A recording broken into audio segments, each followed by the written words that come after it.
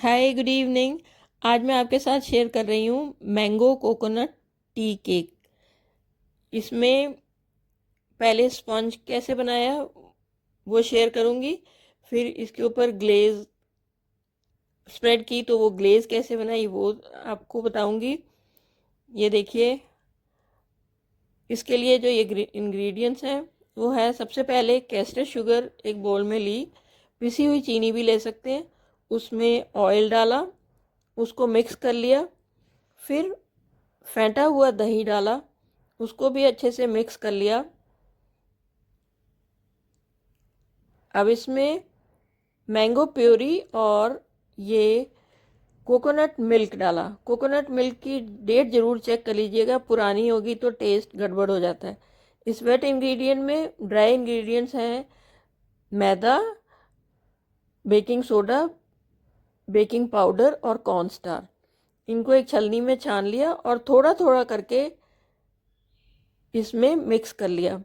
Over mixing नहीं करनी। अब इसी में जब ऐसी कंसिस्टेंसी हो गई तो इसी में अब वो डेसिकेटेड कोकोनट, नारियल का बुरादा, वो डाल दिया, उसको भी थोड़ा सा मिक्स कर लिया।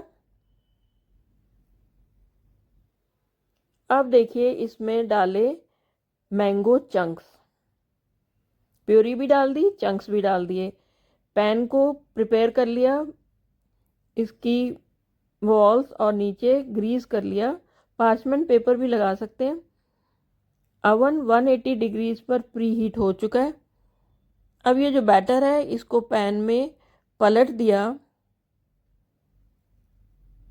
ये सारा बैटर इसमें डालकर इसको टैप करना ज़रूरी है, टैप टैप, और इसको अवन में रख दिया 40 मिनट्स के लिए।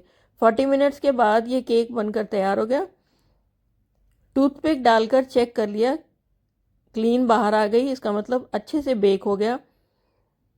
साइज लूज़ कर ली और इसको डीमोल्ड कर लिया। परफेक्ट, कहीं से टूटा नहीं, कहीं से ख़राब नहीं हुआ। ये देखिए। अब इसको थोड़ी देर ठंडा होने के लिए रख दिया, क्योंकि इस पे ग्लेज स्प्रेड करनी है। ग्लेज तैयार करने के लिए सबसे पहले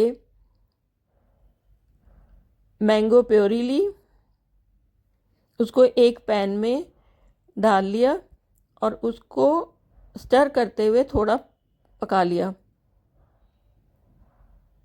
अब इसी में थोड़ी देर के बाद शुगर डाली और लो फ्लेम पर ही इसको भी स्टर करते हुए पकाया जब तक इसकी चीनी घुल नहीं गई। थोड़ी देर के बाद इसमें कॉर्नस्टार्च की स्लरी बनाकर डाली, इससे शाइन भी आ गई और कंसिस्टेंसी भी जो चाहिए वो बन गई। ये देखिए, हमें ऐसे ही चाहिए ग्लेज, क्योंकि ज़्यादा थिक हो तो वो स्प्रेड करना थोड़ा ठीक नहीं होती, और अगर वाटरी हो तो वो बह जाती है। पकने के बाद इसको एक बोल में निकाल के रख लिया ठंडा होने के लिए। दोनों चीज़ें ठंडी हो गई, केक भी और ग्लेज भी। इसको स्प्रेड कर लिया। दो ऑप्शन है, ऐसे स्प्रेड करके और मैंगो चंक्स डाल के डेकोरेट कर सकते हैं, नहीं तो ग्लेज को अलग से किसी बोल में सर्व कर सकते हैं। जिसकी पसंद हो वो इसको अपने केक स्लाइस के ऊपर डाल सकता है, क्योंकि इसको ग्लेज लगाने के बाद इसको ख़त्म करना, जल्दी फिनिश करना ज़रूरी है, ज़्यादा दिन नहीं टिकता। अब ये केक के स्लाइस कर लिया। ये देखिए, टेक्सचर अच्छा दिख रहा है, और टेस्ट तो आप बनाएंगे, खाएंगे तब